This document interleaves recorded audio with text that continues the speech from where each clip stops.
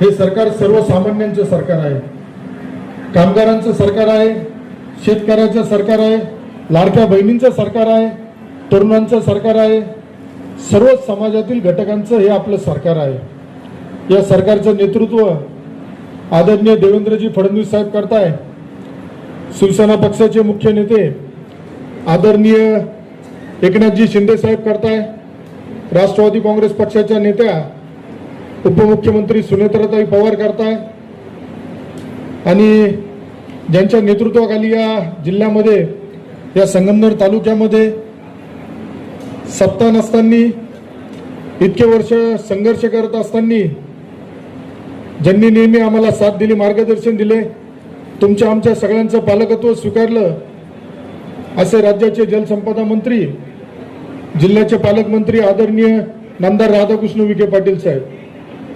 मला आठवतं बांधकाम कामगारांची परिस्थिती, मी आमदार व्हायच्या आधी ठराविक एका कार्यालयात जायचं, त्या गावच्या पुढाऱ्याला धरायचं, मग त्यांनी तुम्हाला तिथपर्यंत न्यायचं आणि मग त्याच दिवशी सांगायचं का मतदान कोणाला करायचं। तर इथे बसलेल्यांमध्ये कुणी सांगायचं का तुम्हाला योजनेचा लाभ देताना आम्ही सांगितलं का कमळला मतदान करा, का धनुष्याला मतदान करा, का घड्याळाला करा। आमची ती संस्कृती नाही।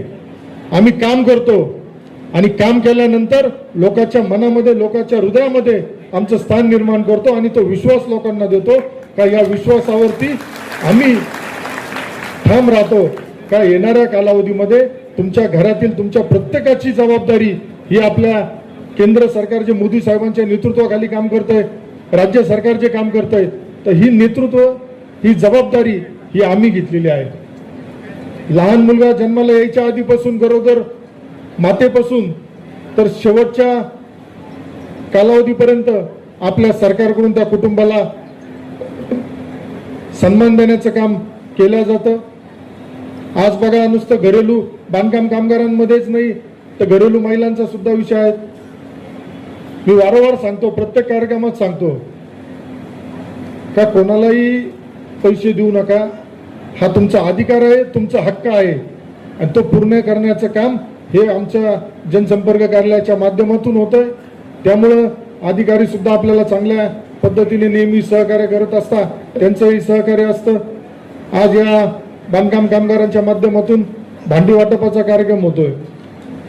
यामध्ये सांगायला मला आनंद होईल का आपल्या संगमनेर सारख्या ठिकाणी नोंदणीकृत बांधकाम कामगारांची संख्या ही 24,126 आहे। जर 24,000 लोकांना आपलं महायुतीचं सरकार, मोदी साहेबांचं सरकार, फडणवीस साहेबांचं सरकार, शिंदे साहेबांचं सरकार जर प्रत्येक गोष्टीचा लाभ देतंय, तर तुमची सुद्धा जबाबदारी आहे का या सरकारच्या पाठीशी आपण ठामपणे उभं राहिलं पाहिजे, या सरकारच्या प्रतिनिधींच्या पाठीशी आपण ठाम उभं राहिलं पाहिजे।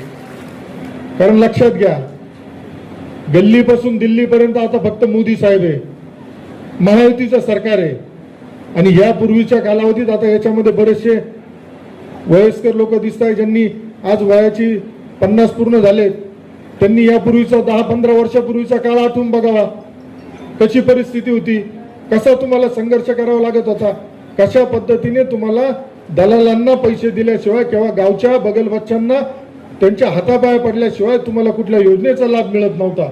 पण आज आपल्या सरकारच्या माध्यमातून मोफत धान्य सुद्धा प्रत्येक कुटुंबाला दिलं जातं।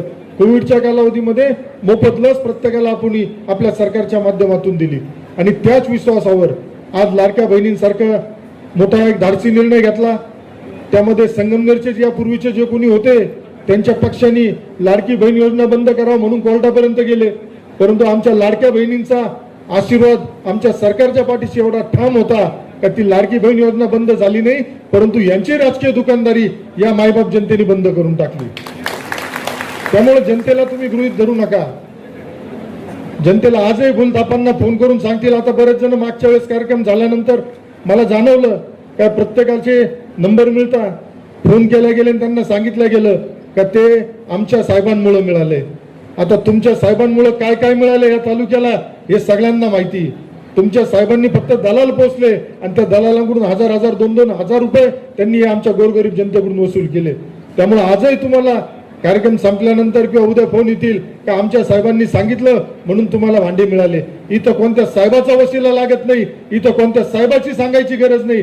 पण जर चुकून तिकडचा हस्तक्षेप होत असेल आणि तिकडचे जर अजून सांगत असेल तर एवढी जबाबदारीने सांगतो का त्या याद्या निश्चित कुठंतरी बोगस असतील, बनावट असतील, म्हणून त्या आम्हाला रद्द कराव्या लागतील, हे बी आपल्याला या निमित्ताने जबाबदारीने सांगतो. त्यामुळे तुम्ही समजून घ्यायचंय, काम करणाऱ्याच्या पाठीशी, निस्वार्थी काम करणाऱ्याच्या पाठीशी उभं राहायचं का फक्त स्वार्थासाठी, स्वतःची उळी वाजण्यासाठी लुडबुड करणाऱ्यांच्या ऐकून तुम्ही काम करायचं. आज आपल्याकडे 24,000 जणांना एकूण लाभार्थ्यांची संख्या आहे.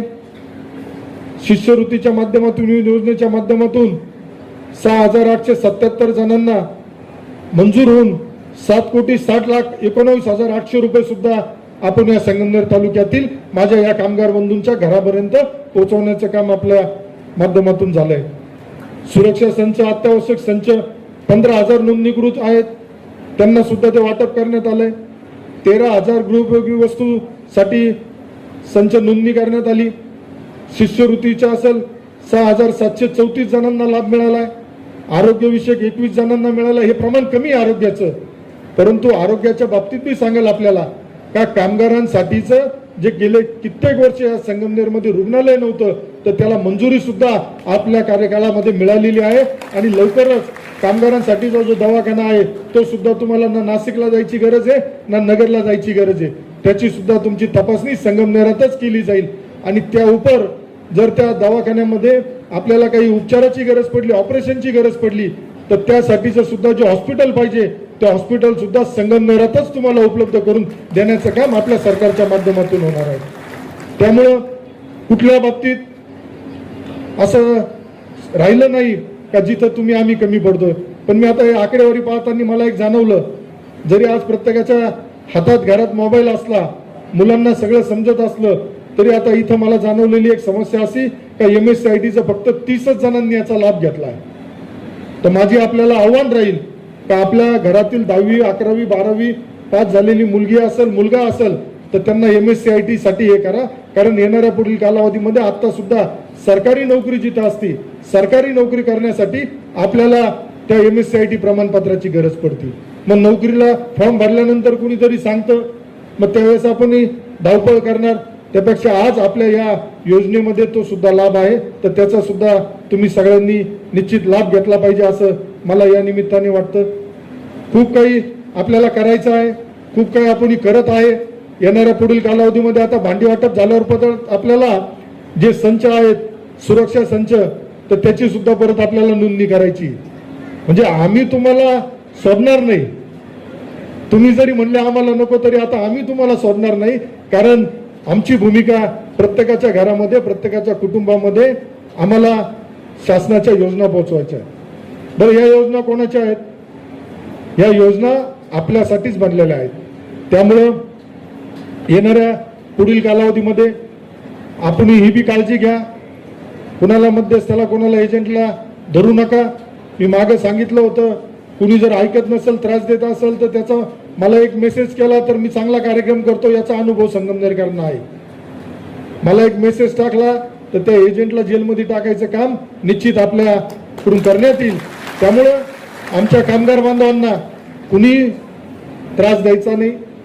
ते सुद्धा एक मेहनतीने, इमानदारीने काम करताय आणि त्यांचा हक्क त्यांना मिळण्याचं काम आपल्याला या निमित्ताने करायचंय.